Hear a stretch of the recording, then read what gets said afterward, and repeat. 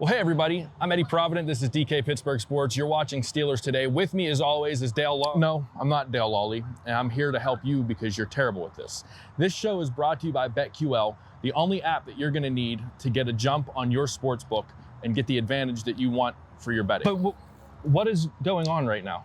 They scan over 350,000 unique bets per year to give you a best bet advantage over all of your bets for all major sports. Hey, and you know what else it does? It covers everything. Baseball, football, hockey, every single sport, every single bet that you can think of. You don't need your phone for this one. Their algorithms look at everything, historical data, weather, matchups, performance, anything that you can think of, their algorithms cover it. Go to try.betql.co/DKPS to get started now. Or if you just download the BetQL app, you make your life easier. Use the discount code DKPS at checkout.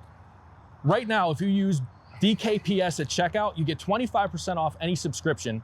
And if you use the BetMGM offer, you get $200 towards any wager, whether it wins or loses. BetQL's algorithm went 13-2 on 5-star bets in week 1 of the NFL season between Thursday and Sunday. So make sure that you take advantage of BetQL now. All the information is in the description below. Check out the link try.betql.co/DKPS.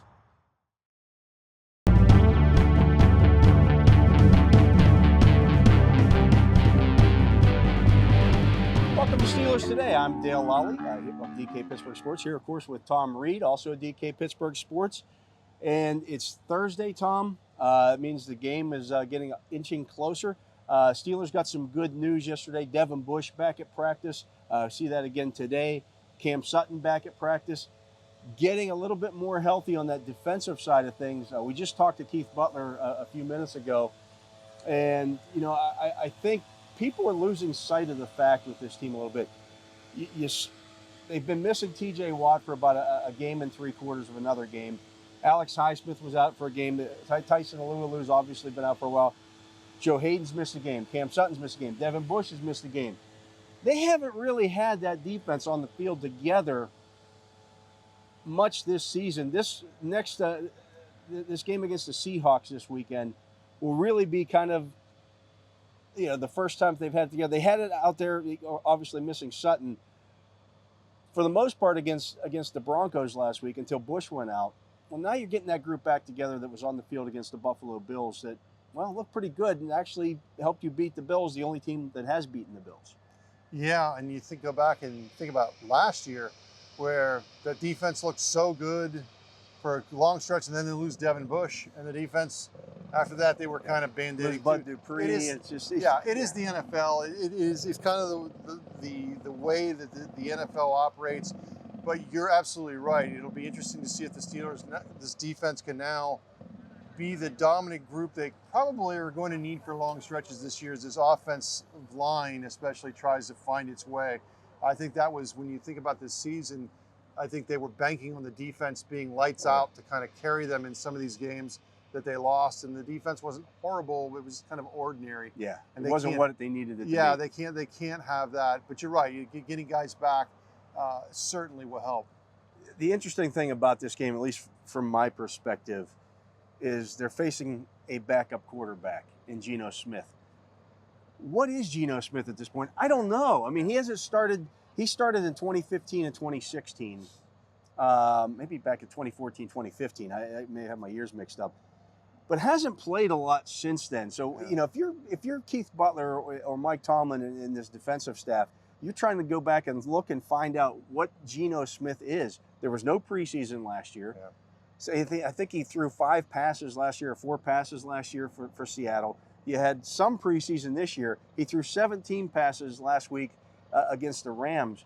You don't have a lot of tape to go over there to look and see what he is. No, Butler was saying that question was asked. I think you might have asked it, and I think his response was he doesn't think that they will. The Seahawks will vary dramatically from what would be their normal look on offense. Now, obviously, Russell Wilson's a great improviser. He can he makes 3 or 4 throws a game that there aren't many guys in the league that can make, where he puts the ball in a spot that's like, oh my God, did you see that? Right.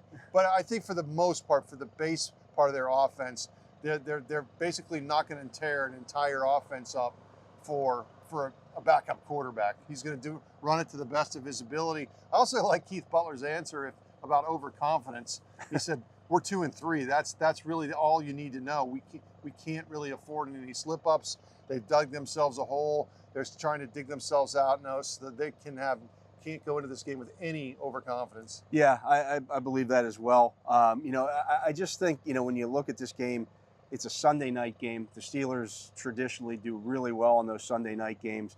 It's a backup quarterback. I don't, they can run their offense. There are still throws that, when you go into that game against certain guys, okay, he throws the out better than, maybe he throws a better out than Russell Wilson. Maybe he throws a better post pattern than Russell Wilson. You want to try to take those things away. That'll be something that they kind of learn as the game goes on. But traditionally, when the Steelers have played, especially at home on a Sunday night, they dominate. Yeah, I think in this game,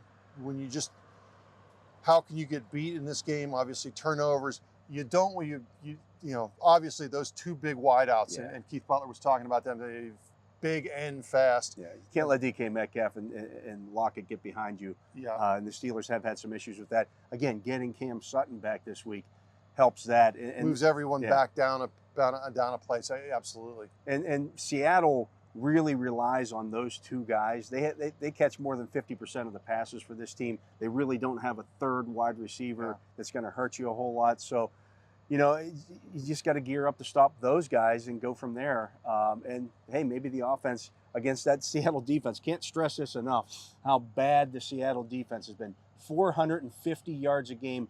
That would be an NFL record over the course of the season. 16-game season, 17-game season, doesn't matter. 450 yards a game that they give up. Their defense has been on the field for 100 more plays than their offense, and we're 5 games into this. So that's 20 plays a game that your defense is on the field. It's because they can't get off the field. Yeah, and I would think that Matt Canada was asked today, what is the proper ratio? Did you like the 35 to 25 breakdown?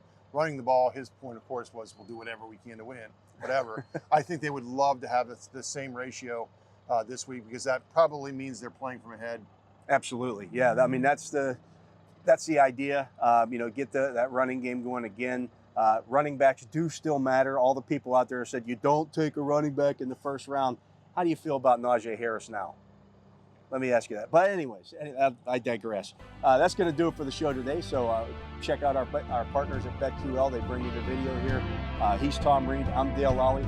We'll be back with you. Dejan Kovacevic and I'll be back with you after the game on Sunday to break this thing down.